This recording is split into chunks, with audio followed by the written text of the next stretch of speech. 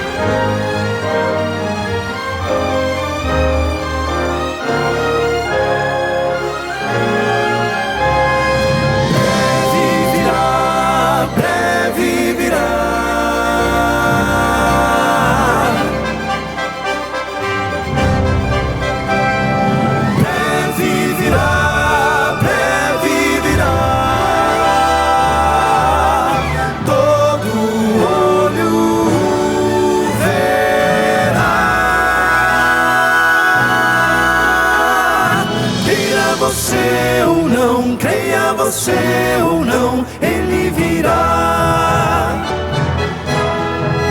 A profecia diz, a palavra diz que ele virá. Esta é a voz da profecia, uma mensagem de fé e esperança que anuncia a volta do Senhor. E felizes são aqueles que leem, aqueles que ouvem as palavras da profecia e guardam as coisas nela escritas, pois o tempo está próximo. Servos de Deus, a trombeta tocai, breve Jesus voltará. A todo mundo a mensagem levai, breve Jesus voltará.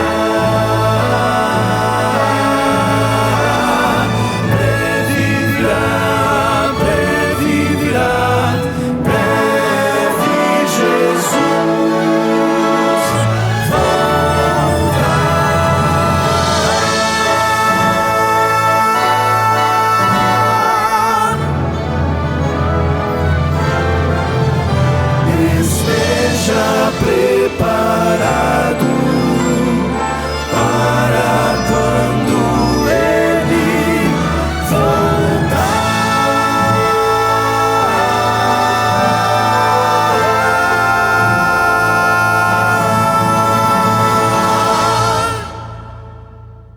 Chegou o dia, chegou a hora, é a voz da profecia no ar outra vez. E a gente sempre recebe você com muito carinho, com muita gratidão pela sua audiência, por sua amizade, por suas orações, porque tem muita gente por esse Brasil e por esse mundo que ora por mim, ora por esse maravilhoso quarteto, ora por todos que integram aqui o Ministério da Rede Novo Tempo de Comunicação, que inclui não só TV, mas também rádio, gravadora, internet, enfim.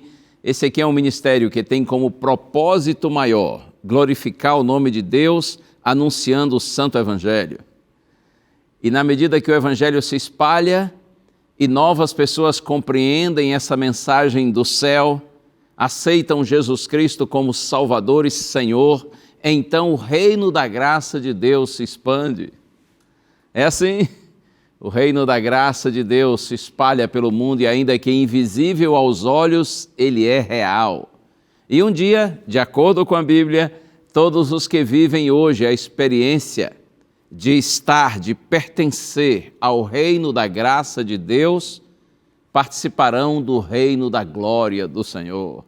Isso quando Cristo voltar para buscar os seus filhos e a eternidade começar para aqueles que confiam no Senhor. Então nós participaremos juntos do reino da glória de Deus. Tomara que essa um dia seja a minha e a sua experiência e com certeza o que está por vir é infinitamente melhor do que o melhor que a gente pode experimentar agora. O melhor está por vir. Deus lhe abençoe, mantenha firme essa esperança e essa convicção no seu coração, porque o Senhor é bom e a sua misericórdia dura para sempre. E eu tenho aqui com alegria a oportunidade de lhe apresentar esse presente, a revista Deus Me Ouve, Na verdade, esta revista aqui é um guia de estudos da Bíblia, com ênfase no tema da oração, que é algo tão importante, não é? Através da oração nós falamos com Deus.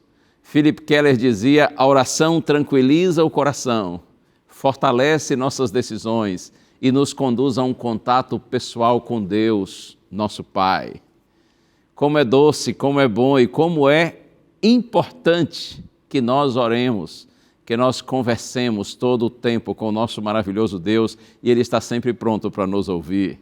Se você deseja essa revista maravilhosa, esclarecedora e ao mesmo tempo motivadora para uma vida constante de oração, então peça a revista que nós vamos lhe mandar. O telefone está aí, 12 21 27 31 21. Você liga para a gente em horário comercial e vai falar com os nossos atendentes da Escola Bíblica. Eles vão anotar os seus dados para enviar a revista para você. Outra opção é você pedir a revista através do WhatsApp. O número está aí, 12982440077. Manda mensagem de texto para a gente agora mesmo, se você quiser. Diga assim: eu quero a revista Deus Me Ouve. Nós vamos depois retornar o seu contato e essa revista vai chegar às suas mãos, independentemente do lugar do Brasil onde você viva. Desde o Amapá até o Rio Grande do Sul, não importa onde for, nós vamos mandar a revista para você pelo correio gratuitamente. É um presente da Novo Tempo para você com muito carinho. E vamos para frente, né, com a bênção do Senhor, porque é Ele quem guia os passos dos seus filhos. E nós temos uma música agora que será apresentada pelo Quarteto Arautos do Rei e apresentada, por sinal, com muito carinho, especialmente para você. Quantas vezes em nossa vida, não é? Nós ficamos nos questionando e questionando a Deus, porque certas coisas tristes e difíceis acontecem. Hoje, inclusive, você já deve ter visto aí que o nosso tema tem a ver com depressão. Quantas vezes nós ficamos pensando: Senhor, por quê? Por que o Senhor faz isso, faz aquilo, permite isso, permite aquilo, com pessoas que a gente tanto ama? Essa música do quarteto tem exatamente essa reflexão. Ouça agora, deixe Deus falar ao seu coração.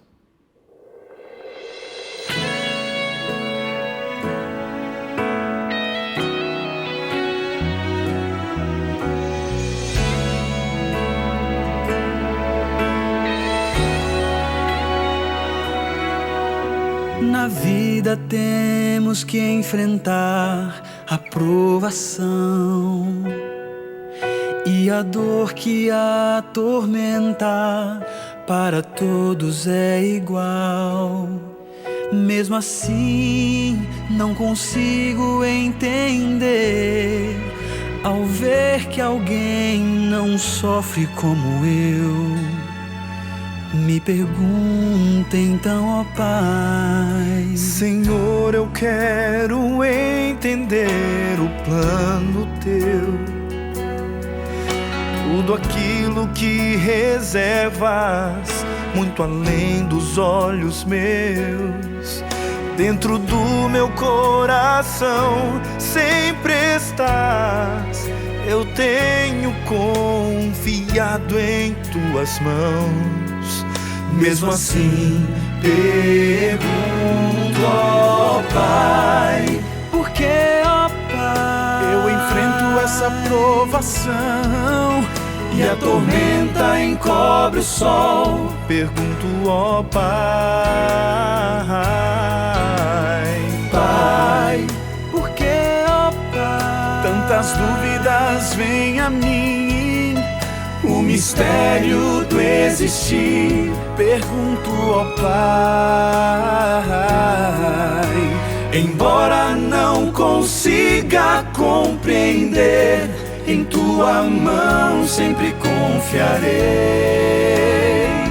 Oh, confiarei, acredito em Ti, ó Pai.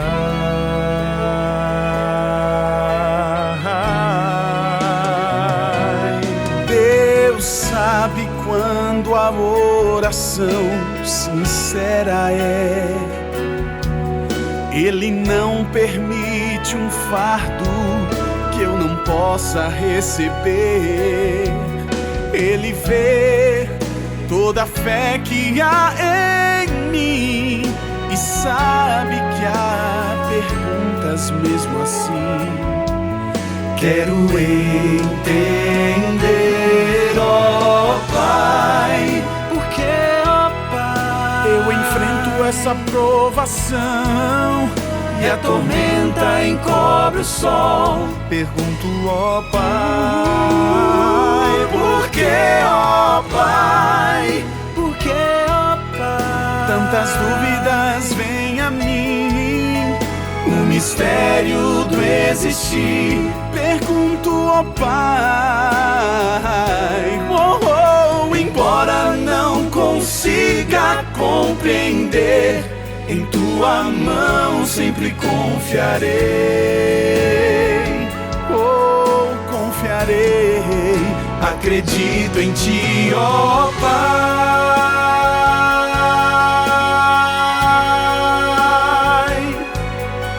E a tormenta encobre o sol. Por que, ó Pai? Por que, ó Pai? Tantas dúvidas vêm a mim, o mistério do existir. Pergunto, ó Pai, embora não consiga compreender, em tua mão sempre confiarei. Oh, confiarei. Acredito em ti, ó Pai. Embora não consiga compreender, em tua mão sempre confiarei. Oh, confiarei. Acredito em ti,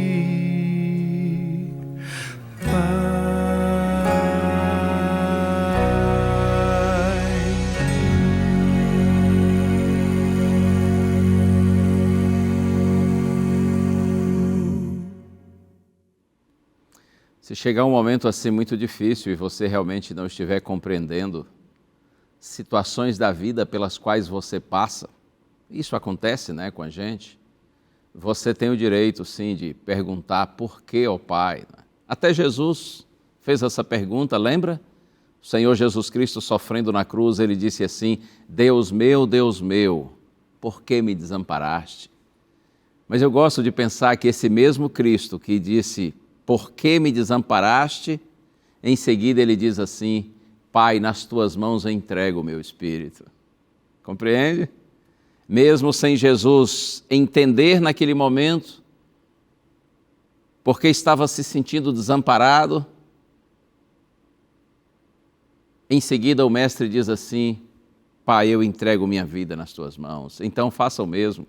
Quando você não estiver compreendendo as coisas, você pode sim perguntar a Deus, mas tenha a coragem, a humildade, a iniciativa de dizer, Senhor, eu me entrego nas tuas mãos.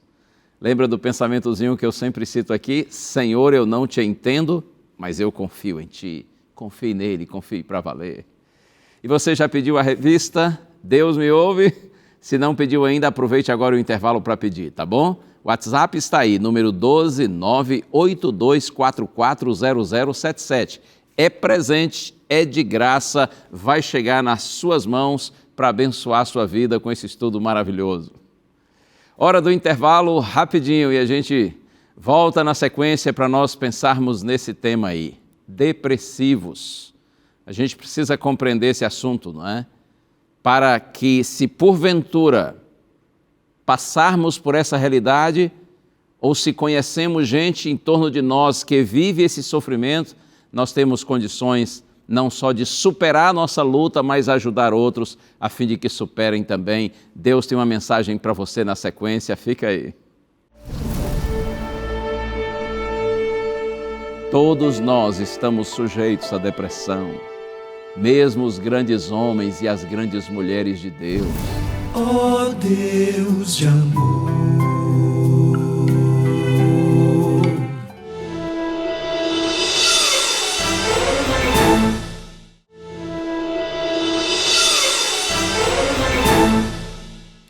Já voltei, Bíblia na mão, Jesus no coração. É hora de nós pensarmos na palavra do Senhor. Que Deus possa nos orientar nessa hora, né? Com a luz, com a presença do Espírito Santo, para que essa mensagem seja significativa para o nosso crescimento espiritual, para o nosso fortalecimento em nossa caminhada na direção do Senhor. Muito obrigado por sua presença, por sua companhia, por você estar com a gente agora. Vamos orar? Pai querido, peço-te, Senhor, por tua bondade, ajuda-me e todos que oram comigo, Senhor, para que nesse momento de estudo da tua palavra nós tenhamos a compreensão correta da tua mensagem e que esta possa fortalecer a vida de todos nós. Oramos com gratidão em Jesus Cristo. Amém. Amém, amém. Eu quero começar então com uma palavra de esperança para quem está vivendo a tristeza da depressão. Vamos ao Salmo 18, verso 28. Eu disse Salmo 18, verso 28. Eu amo essas palavras. Está escrito assim: porque fazes resplandecer a minha lâmpada, o Senhor meu Deus derrama luz nas minhas trevas. Eu posso repetir, está escrito o Senhor, porque, Senhor, fazes resplandecer a minha lâmpada. Aliás, não tem o Senhor aqui não, né? Porque fazes resplandecer a minha lâmpada. O Senhor meu Deus derrama luz nas minhas trevas. Glória a Deus por isso. É o Senhor quem faz resplandecer a sua lâmpada.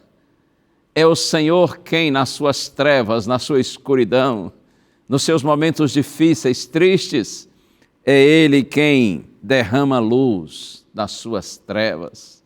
Eu estou falando agora para alguém que se sente assim em trevas, em escuridão.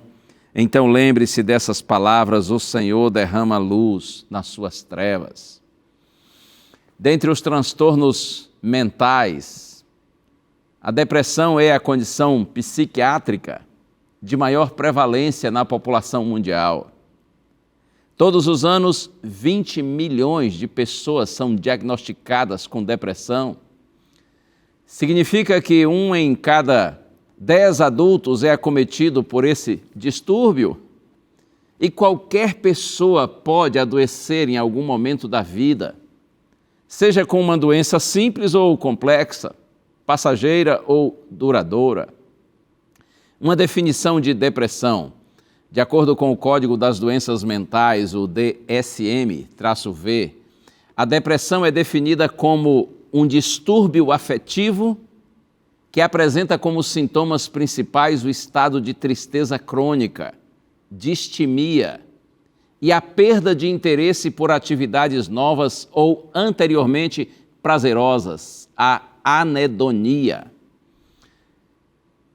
Além desses sintomas, o paciente depressivo pode apresentar distúrbios do sono e do apetite, dificuldades cognitivas, problemas de memória, problemas de atenção e, em alguns casos, pensamentos suicidas. Eu penso que vale insistir no fato de que depressão é uma doença como qualquer outra. Todos nós estamos sujeitos, basta estar vivo para correr esse risco. Insisto, depressão é uma doença como qualquer outra. Todos nós corremos esse risco. Basta estar vivo, não é? Para correr o risco de, em algum momento, sofrer de depressão. O deprimido, ele tende a negar e disfarçar o problema. Geralmente, a pessoa depressiva, ela tem vergonha de estar nessa condição. Ela não quer dar trabalho. Não quer ser um peso para a família e para os amigos. Mas ainda que o depressivo mantenha o sorriso por algum tempo, interiormente sua alma é corroída por uma angústia insuportável. Eu fico imaginando quanta dor, não é? Quanto sofrimento. A pessoa com depressão passa e a gente tem que ter a sensibilidade de enxergar isso, de compreender isso. As doenças mentais são resultado de fenômenos complexos que acontecem em nosso cérebro. Eu diria assim que, de forma simples e direta, nós podemos dizer que há 3 causas básicas para a depressão. Primeiramente, um problema genético que afeta o equilíbrio de substâncias químicas no cérebro. Seria dizer que a depressão é resultado do desequilíbrio da química cerebral. Outro aspecto, outra causa da depressão tem a ver com algum evento estressante, tipo uma doença grave, a morte de uma pessoa querida, uma situação de separação, né, divórcio, ou talvez uma mudança, perda de emprego, enfim, existem muitas causas, muitos motivos, né, que contribuem e se tornam um evento estressante que acaba nos levando à depressão. Muitas vezes, dizem os estudiosos da área, que a depressão se dá pela combinação desses 2 fatores, o desequilíbrio da química cerebral mais o evento estressante. O evento estressante se torna o gatilho, o desencadeador da depressão.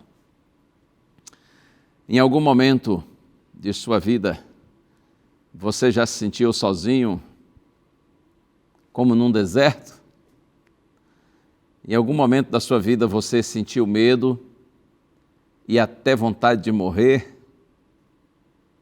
Aqui na Santa Bíblia, quando Tiago, em sua epístola, em sua carta, ele fala sobre a eficácia da oração de um justo.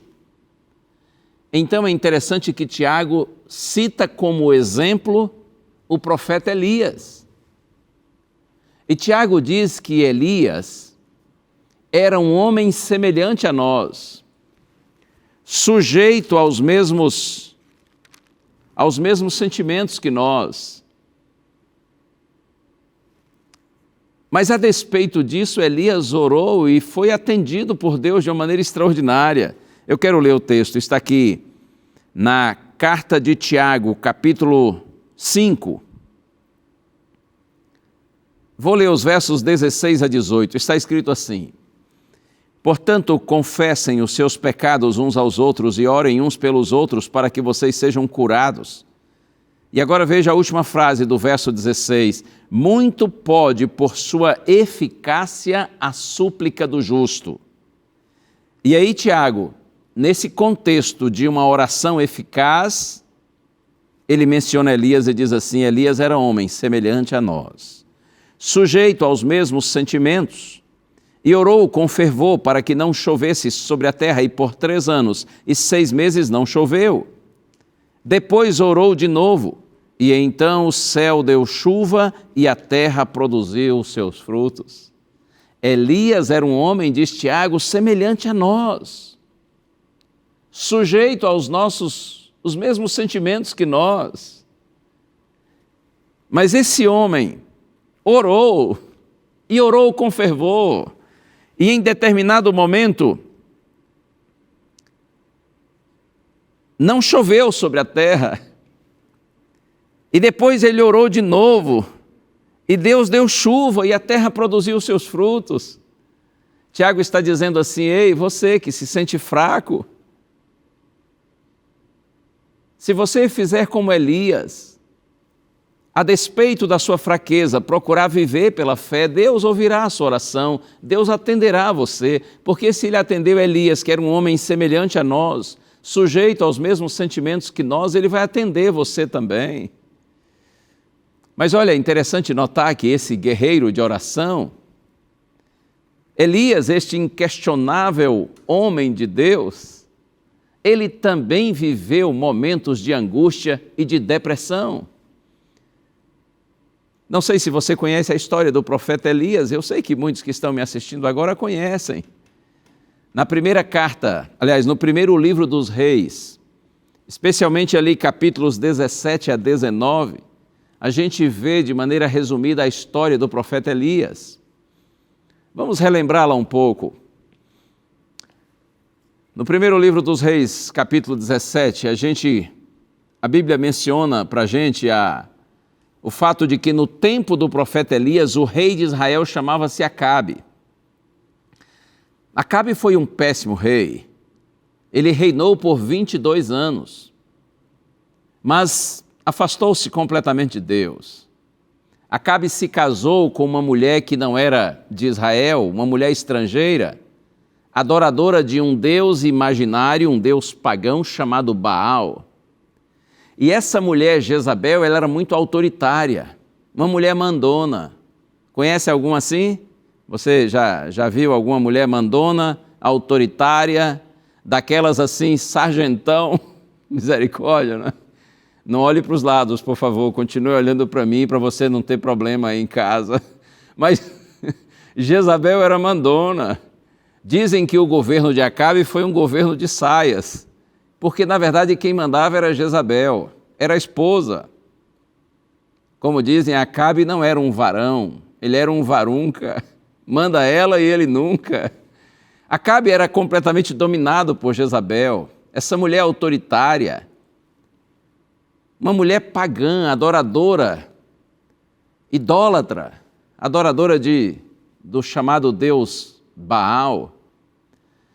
Por conta dessa situação, Acabe chegou a construir em Israel, imagine, um templo na cidade de Samaria, que era a capital ali do Reino do Norte, um templo dedicado ao Deus Baal.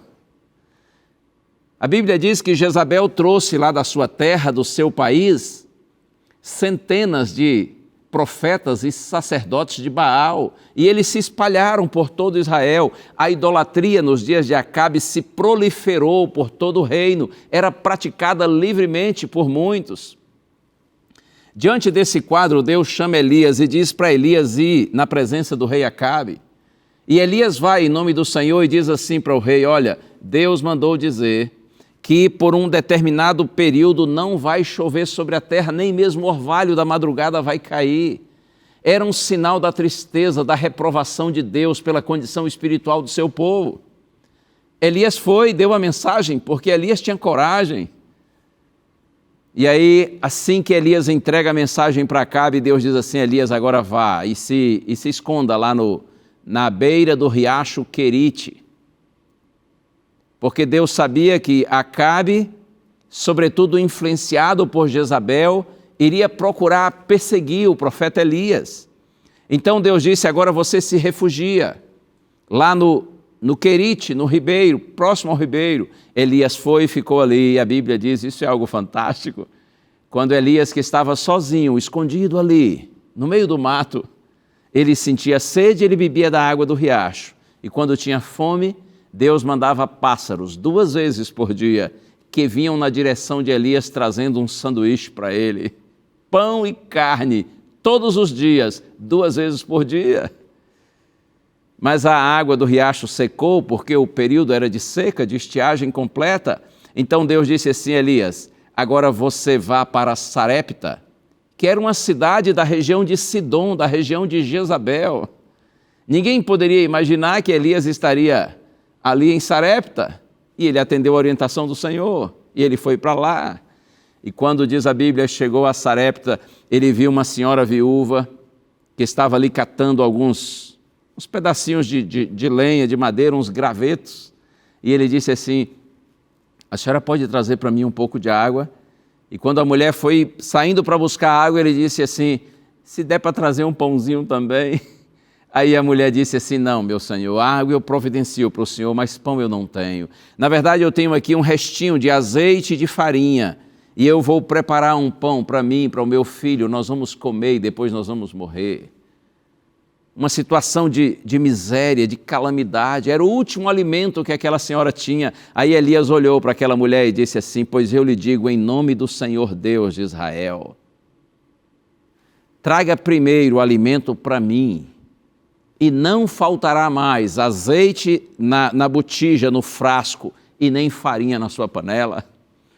A mulher acreditou na palavra de Elias, porque ela entendeu que ele estava falando em nome do Senhor. Ela preparou o alimento, trouxe primeiro para Elias, e diz a Bíblia que durante todo aquele período de estiagem, Cerca de 3 anos e meio, não faltou mais azeite para aquela senhora e nem farinha, porque Deus fazia multiplicar o alimento.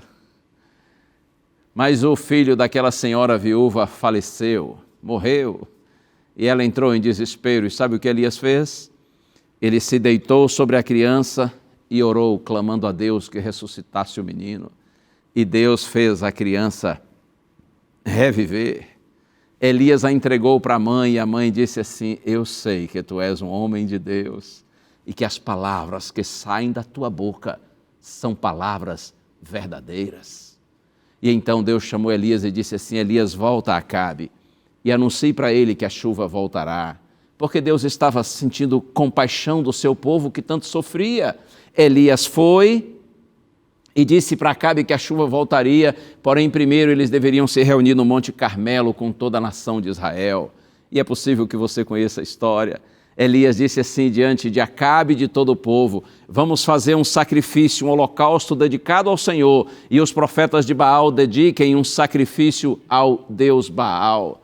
O Deus que manda fogo do céu e consumir o sacrifício é o verdadeiro Deus. E o povo disse: ok, a prova é boa. Então os sacerdotes de Baal oraram, clamaram, pediram que descesse fogo do céu, porém nada aconteceu. Aí Elias se aproximou do altar do Senhor e disse: ó Deus, revela-te agora diante dessa multidão.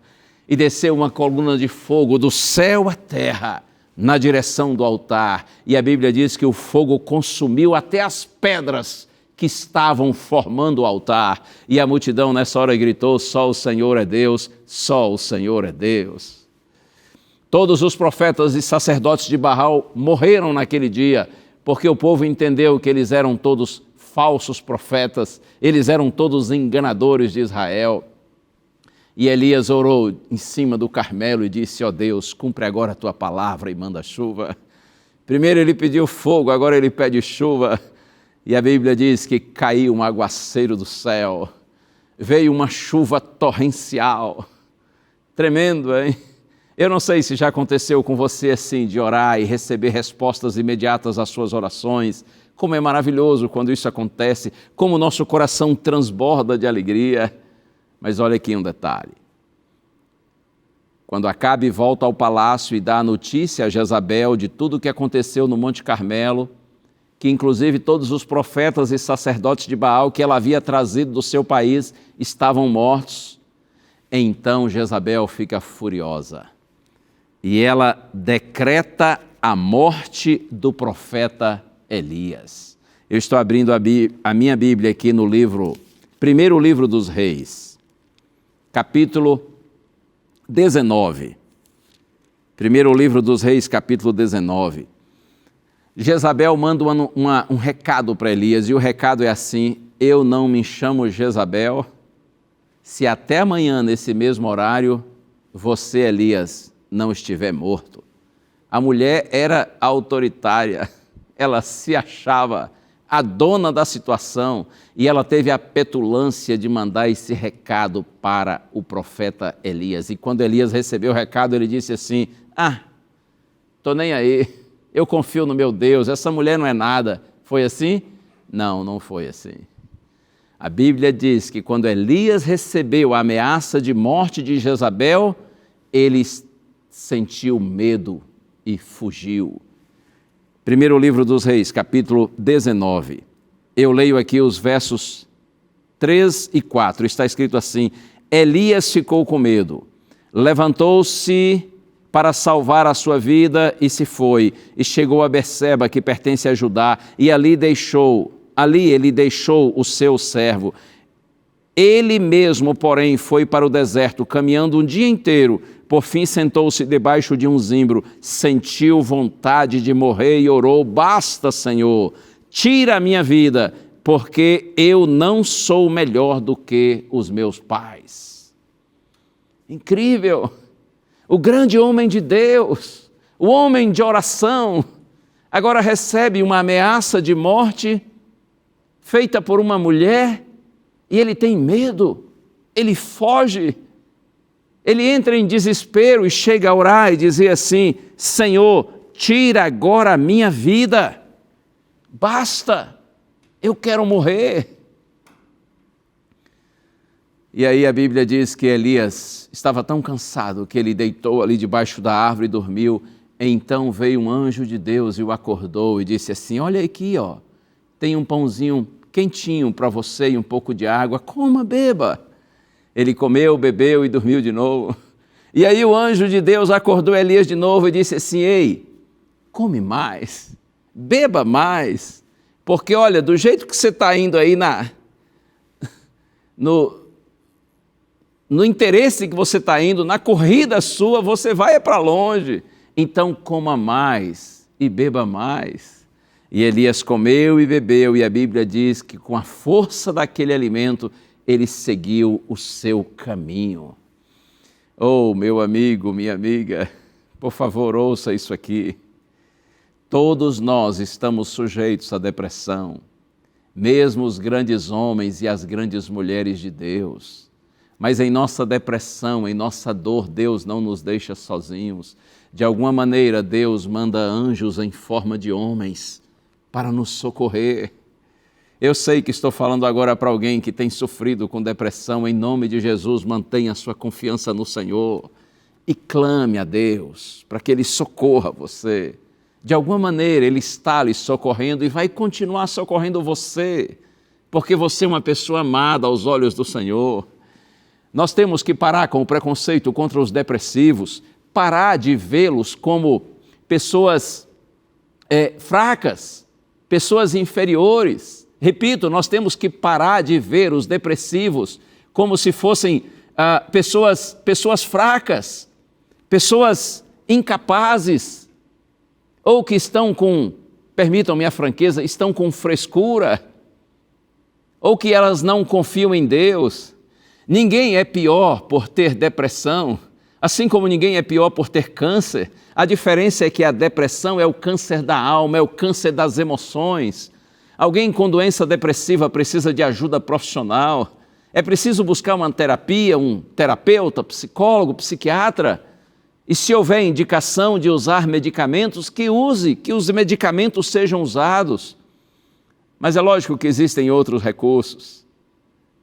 A gente deve procurar ter um estilo de vida saudável, abster-nos de tudo aquilo que é prejudicial. Faça exercícios físicos, durma o suficiente, procure ter uma alimentação mais natural possível, busque boas amizades. Você não pode se isolar.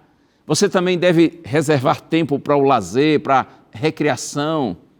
Quem sabe um trabalho voluntário, um trabalho solidário, isso ajuda tanto a gente. É preciso também alimentar a mente com pensamentos positivos. Cuide com o que você vê e o que você ouve. Mas, acima de tudo, é claro, em nome de Jesus, busque a Deus. Busque o Senhor. Ele está pronto para ouvir a sua oração. Eu vou ler aqui mais 2 versos dos Salmos. Começando aqui no Salmo 33. No verso 18 está escrito: eis que os olhos do Senhor estão sobre os que o temem, sobre os que esperam na sua misericórdia. Você tem esperado na misericórdia do Senhor? Você tem temor a Deus no coração, ou seja, você reconhece que Deus é Deus, Ele é o centro de sua vida? Então ouça isso: os olhos do Senhor estão sobre você, porque você espera na misericórdia do Senhor. Salmo 34, verso 18.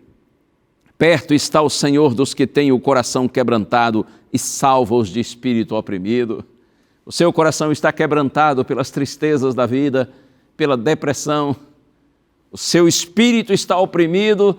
A palavra do Senhor para você é esta: perto está o Senhor dos que têm o coração quebrantado e salva-os de espírito oprimido. Não confie na sua mente quando a sua mente lhe diz que Deus lhe abandonou. A sua mente está enganando você, porque você está doente. Acredite, o Senhor não abandonou e jamais abandona nenhum dos seus filhinhos, das suas filhinhas, porque Ele é fiel. Jesus disse, você conhece: venham a mim todos os que estão cansados e sobrecarregados, oprimidos, e eu os aliviarei. Tomem sobre vocês o meu jugo e aprendam de mim, que sou manso e humilde de coração. E Jesus diz, vocês acharão descanso para a sua alma, porque o meu jugo é suave e o meu fardo é leve. Venha a mim, diz Jesus. Você precisa tomar a iniciativa, ainda que com lutas e dificuldades, mas você precisa tomar a iniciativa de colocar-se nas mãos do Senhor. Deus opera em quem coopera. Deus age em resposta à nossa permissão e o nosso interesse. E olha, preciso lhe dizer algo mais. O Senhor Jesus Cristo também sofreu angústia e tristeza. Então, em nossas angústias, em nossas tristezas, eu não tenho dúvida de que o Senhor nos conhece e nos compreende muito bem. Eu já estou abrindo aqui a minha Bíblia no Evangelho de Mateus. Evangelho de Mateus, no capítulo 26. Esse aqui é um texto conhecido da palavra do Senhor, um momento dramático vivido pelo Senhor Jesus Cristo. Mateus, capítulo 26. Eu quero ler aqui os versos 36 a 38. Na minha Bíblia está escrito assim: Em seguida, Jesus foi com eles a um lugar chamado Getsêmani e disse aos discípulos: Sentem-se aqui, enquanto eu vou ali orar. E levando consigo Pedro e os 2 filhos de Zebedeu, começou a sentir-se tomado de tristeza e de angústia. Então lhes disse: A minha alma está profundamente triste até a morte. Fiquem aqui e vigiem comigo. Jesus Cristo, pouco antes de passar pelo batismo de sangue, pouco antes de enfrentar a cruz, Jesus diz para os seus discípulos estas palavras: A minha alma está profundamente triste até a morte. Fiquem aqui e vigiem comigo. E Mateus diz que o Senhor Jesus Cristo sentia-se tomado de tristeza e de angústia. E você sabe, ali no Getsêmani, por 3 vezes, Jesus orou e disse ao Pai: Senhor, se possível, passe de mim esse cálice, sem que eu o beba. Todavia, disse Cristo, não seja como eu quero, mas como tu queres. Faça-se, Senhor, disse Jesus, a tua vontade. 3 vezes ele fez a mesma oração. Veja, eu não estou dizendo com isso que Jesus fosse um homem assim, estressado, ansioso ou depressivo, mas o Senhor Jesus Cristo experimentou um pouco de tudo isso nos seus momentos finais. Imagine o estresse sofrido por Cristo pela traição e pela negação dos seus discípulos. Imagine o estresse sofrido por ter que assumir sobre os seus ombros todos os nossos pecados. Imagine o estresse causado pela tortura da cruz.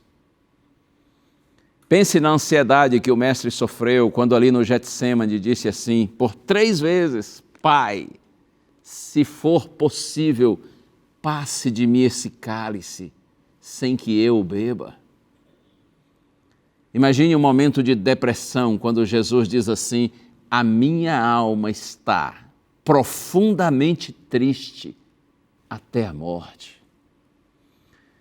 Por isso é que na carta aos Hebreus está escrito que nós temos um sumo sacerdote, um sacerdote superior que pode se compadecer das nossas fraquezas, porque ele foi tentado em todas as coisas, a nossa semelhança, mas sem pecado.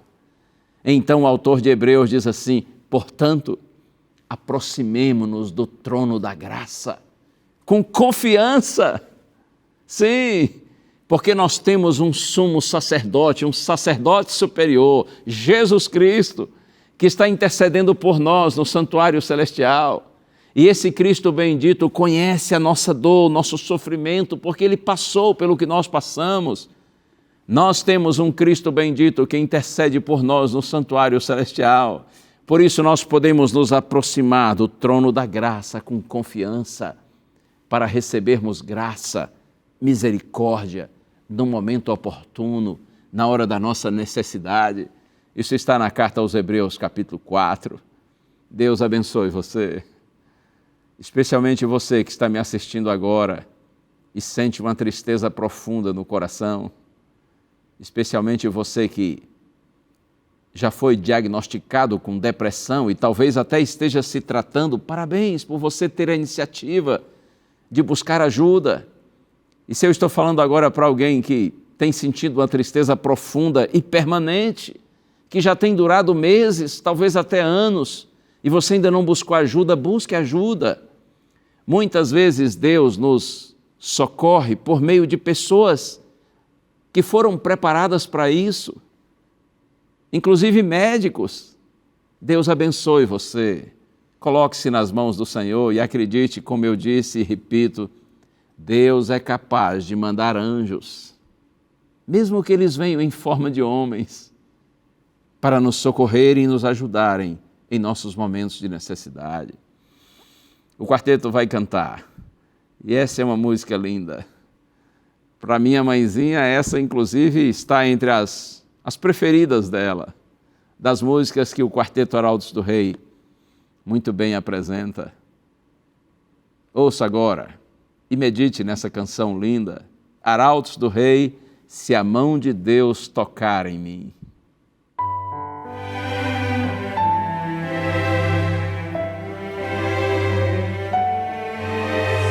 Ó Pai do céu,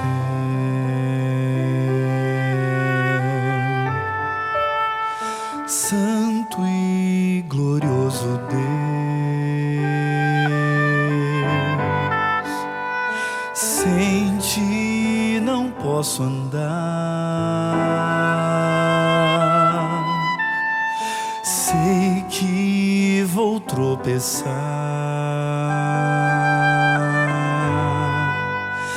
Toma a minha mão,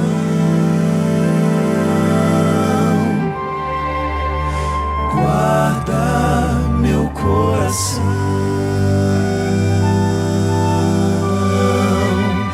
da noite escura, do pecado e da loucura de viver sem ti.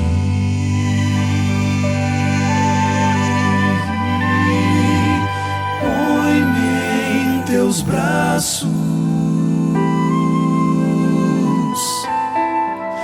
guarda meus passos,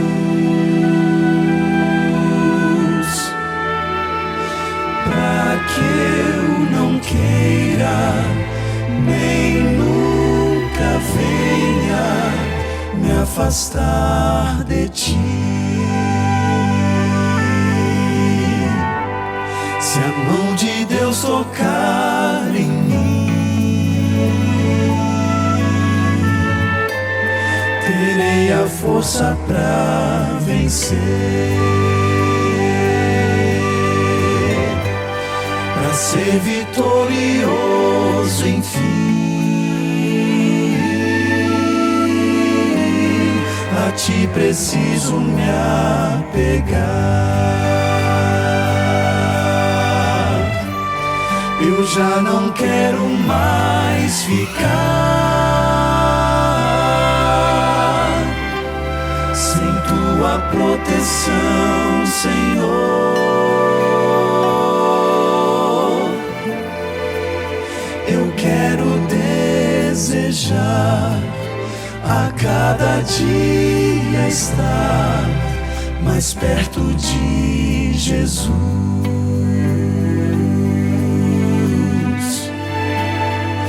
Ó Deus de amor,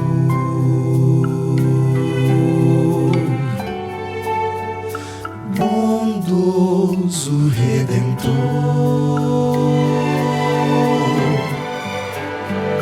dias difíceis vêm,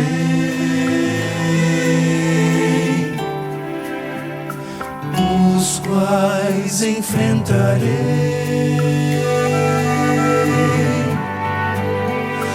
Manda teus anjos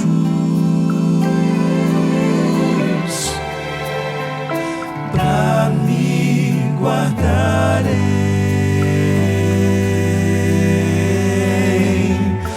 dos meus temores, desse mundo e seus horrores, onde reina o mal.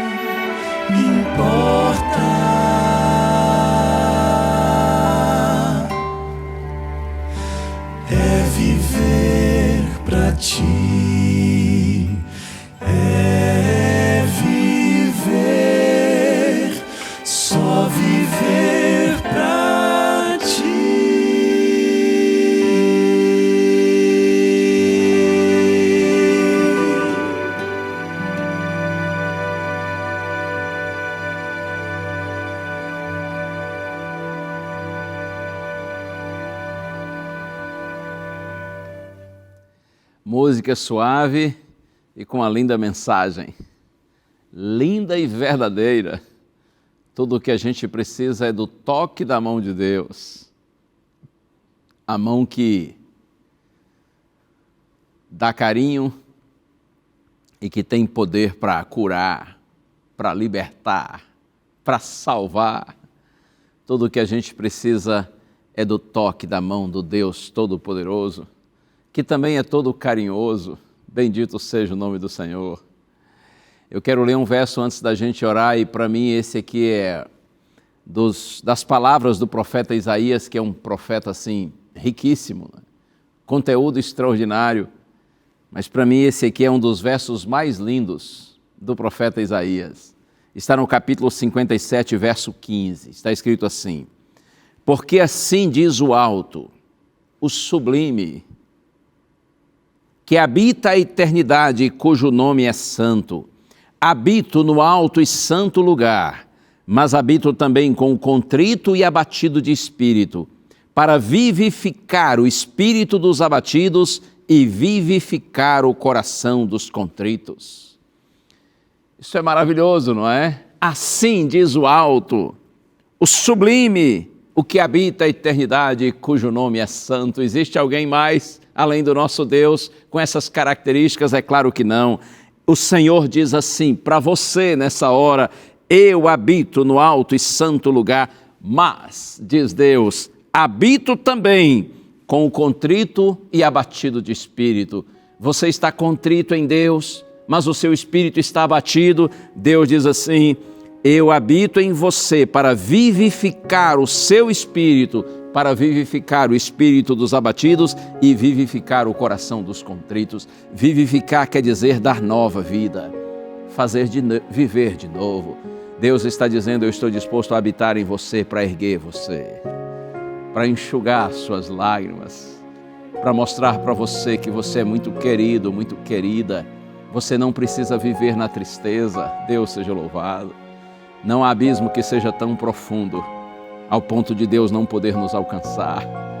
Não há muro que seja tão alto, tão grande, ao ponto de superar a grandeza de Deus. Não há escrita tão permanente que o Senhor não consiga apagar. Não existe cena que seja tão sombria que o nosso Deus não possa iluminar. Não existe uma lembrança tão dolorosa que Deus não consiga fazer você esquecer. Não existe uma dor tão profunda que nosso Deus não consiga curar. E não existe lágrima tão insistente que Ele não possa enxugar. Deus é Deus. Coloque-se nas mãos dEle e Ele te dará vitória. Confie no Senhor. Vamos orar juntos? Pense em Deus agora comigo. Pai querido, bendito seja para sempre o Teu nome, Senhor. Porque Tu és Deus e não há outro. Porque Tu sondas os corações e ajudas aqueles que humildemente clamam por Tua misericórdia. Abençoa, Senhor, todos que estão orando comigo, especialmente aqueles mais sofridos. Eu Te peço, Pai, no nome santo de Jesus. Amém. Amém, amém. Creia na vitória que o Senhor lhe dá. Deus abençoe você e abençoe a sua família. E lembre-se, a voz é nossa, mas a palavra é de Deus. Um abraço, a gente se vê. Tchau.